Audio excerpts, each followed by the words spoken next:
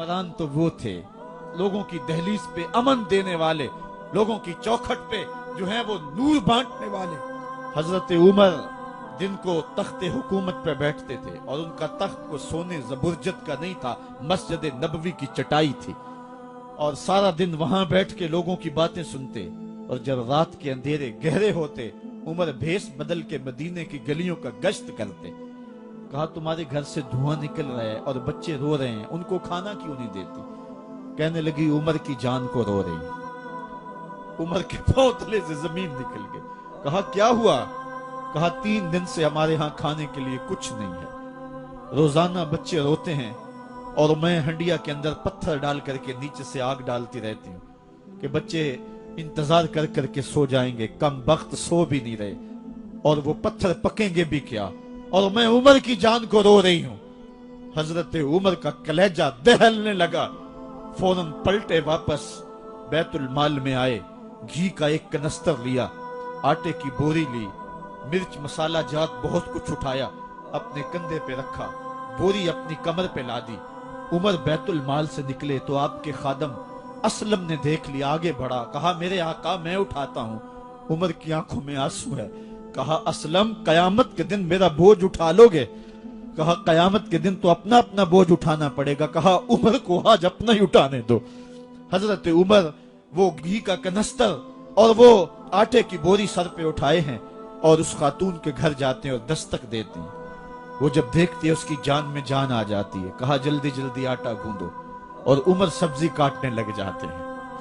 हजरत उमर रदी अल्लाह ताला अन्हो सब्जी तैयार कर देते, उधर आटा गुंद जाता है और फिर ऊपर चूल्हा रखा जाता है, चूल्हे के अंदर आग रखी जाती है, वो खाना पकाने लगती है, आग बुझती है। तारीख ने लिखा है आग बुझने लगती है, उमर झुक करके फूंके मारता है। उमर झुक झुक के फूंके मारता है।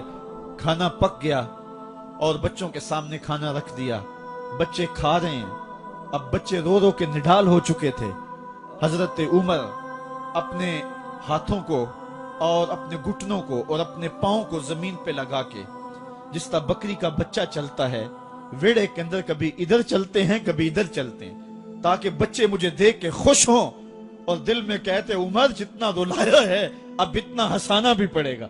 तो कभी उमर अमीरुल मोमिनीन, ये मैं किसी आज के जो है वो लोगों के वोटों पे मुंतखब होने वाले हुक्मरान की कहानी नहीं सुना रहा, मैं उस उमर की कहानी सुना रहा हूं जो 23 लाख मुरब्बा मील का हुक्मरान है, आधी दुनिया का बादशाह है।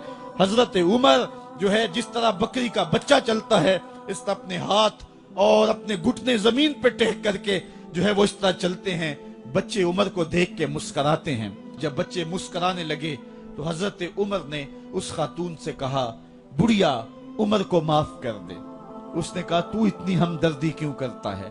कहा उमर बेचारा बड़ा फंसा हुआ है, फिक्र है उसको यरमूक को फुस्तातो हुलवान की, जब फतह है मिस्र तो तैयारी है ईरान की, आते जाते वफद से मुलाकात भी करता होगा और शब को मालूम हालात भी करता होगा, कांटों में उलझी हुई बेचारे की जान है, नींद उसको भी आती है आखिर वो इंसान है, मेरी बहन उमर को माफ कर दे। उसने कहा नाना उमर की बात मेरे सामने न कर, कयामत का दिन होगा, उमर का गिरेबान होगा और मेरा हाथ होगा। जब उसने ये बात कही तो उमर बर्दाश्त न कर सके, बच्चों की तरह बिलक बिलक कर रोने लगे। कहा वो बदनसीब उमर तेरे सामने है, आज ही कहला जो कहना है, कयामत के दिन मुझे माफ रखना। उसने कहा तू उमर है? कहा बदनसीब उमर तेरे सामने खड़ा हूं। मेरे उमर कहते हैं अगर दजला के किनारे एक बकरी का बच्चा भी प्यासा मर गया, उसका हिसाब भी उमर से लिया जाएगा।